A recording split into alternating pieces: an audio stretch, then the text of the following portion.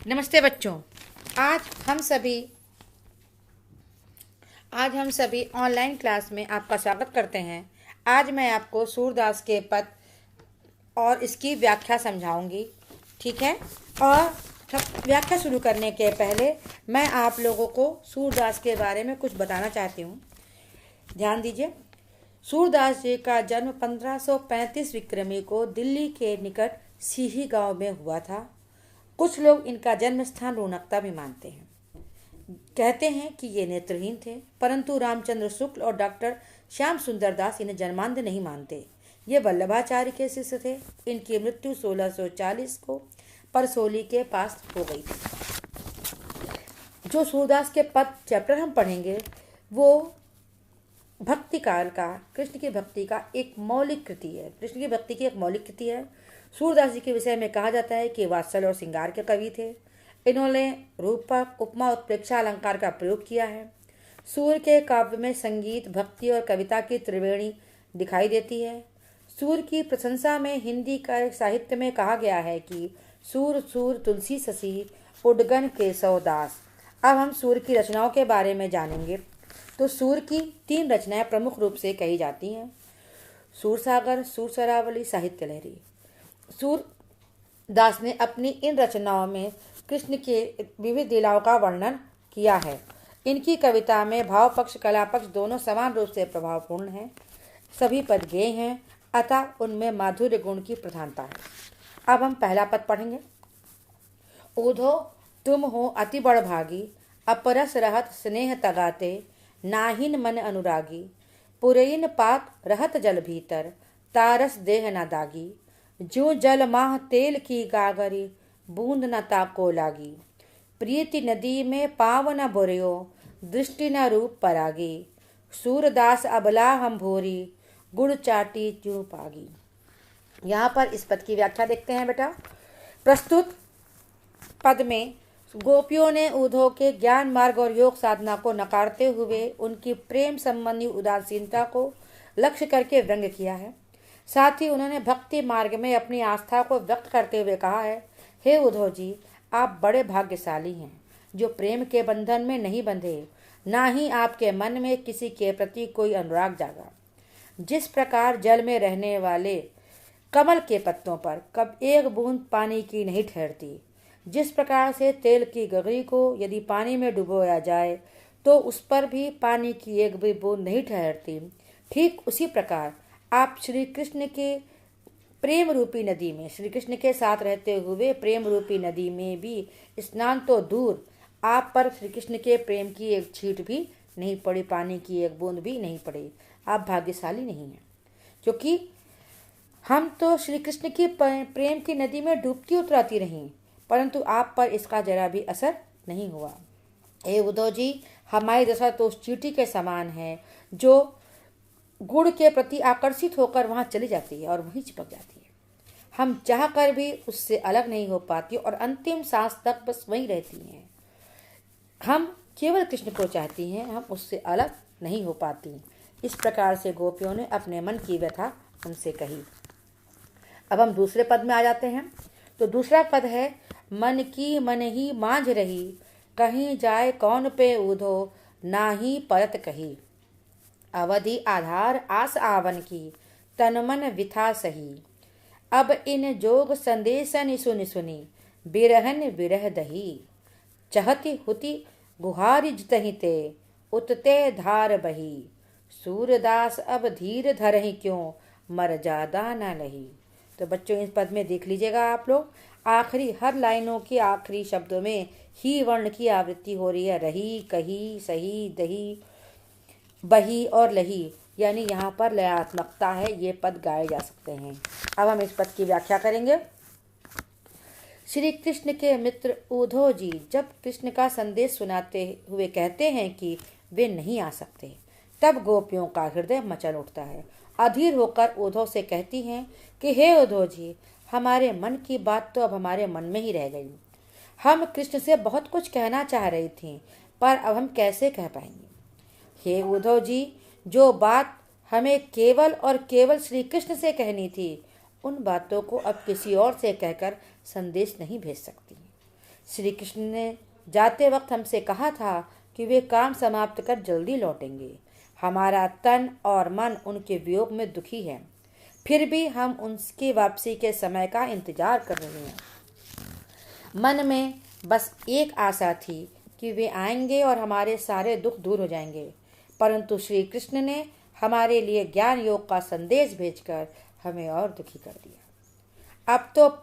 हम तो पहले ही दुखी थी, अब इस संदेश ने हमें कहीं का नहीं छोड़ा। हे उद्धव जी, हमारे लिए यह विपदा की घड़ी है, परेशानी की घड़ी है। ऐसे में हर कोई अपने रक्षक को आवाज लगाता है, परंतु अब हमारा दुर्भाग्य देखिए कि ऐसी घड़ी में हम जिसे पुकारना चाहती हैं वही हमारे दुख का कारण है। हे उद्धव जी, प्रेम की मर्यादा है कि प्रेम के बदले में प्रेम ही दिया जाए, परंतु श्री कृष्ण ने हमारे साथ बहुत बड़ा छल किया। उन्होंने मर्यादा का उल्लंघन किया है, अतः अब हमारा धैर्य जवाब दे रहा है। यहाँ पर आप सब जानते हैं कि हम सभी प्रेमी और प्रेमिका अपने मन की बात या अपने मित्र की बातें जो भी होती हैं वो हम केवल उसी से कहते, गुप्त बातें किसी और से शेयर नहीं करते, किसी और को बताते नहीं हैं। यहाँ पर वही बात है। तो गोपियाँ अपनी बातें कृष्ण के अलावा किसी और को कैसे कह सकती हैं? ऐसे में कृष्ण नहीं आएंगे, गोपियाँ और ज़्यादा दुखी हो जाती हैं। साथ ही साथ उनको ये भी लगता है कि कृष्ण कह के गए थे कि वो वापस आएंगे, परंतु अब नहीं आ रहे हैं, तो ये भी दुख है। साथ ही उनको ये भी है कि विपदा की घड़ी है, हर कोई अपने रक्षक को आवाज देता है। जैसे आपको भी अगर चोट लगती है तो आपके मुंह से माँ शब्द निकलता है, परंतु जब आपको ये पता हो कि जो चोट लगी वो माँ नहीं लगाई है तो आप दोबारा आपके मुंह से माँ शब्द नहीं निकलेगा।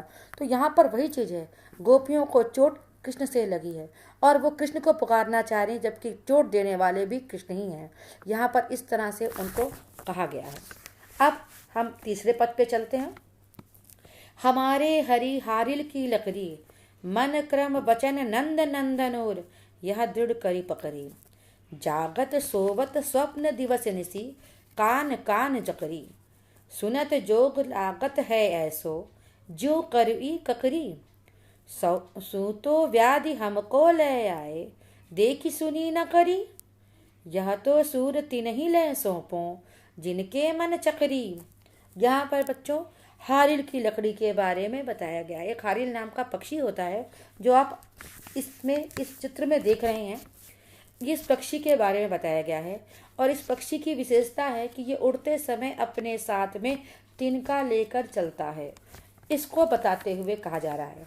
अब हम इस पद की व्याख्या कर रहे हैं, देख लीजिए। महाकवि सूरदास द्वारा रचित सूर सागर के 5वें खंड में उद्गत इस पद में गोपियों ने उद्धव के योग संदेश के प्रति अपनी अरुचि अनिच्छा व्यक्त की है और कृष्ण के प्रति अपनी अनन्य भक्ति को व्यक्त करते हुए कहा है कि हे उद्धव, कृष्ण तो हमारे लिए हारिल के पक्षी की लकड़ी की तरह हैं।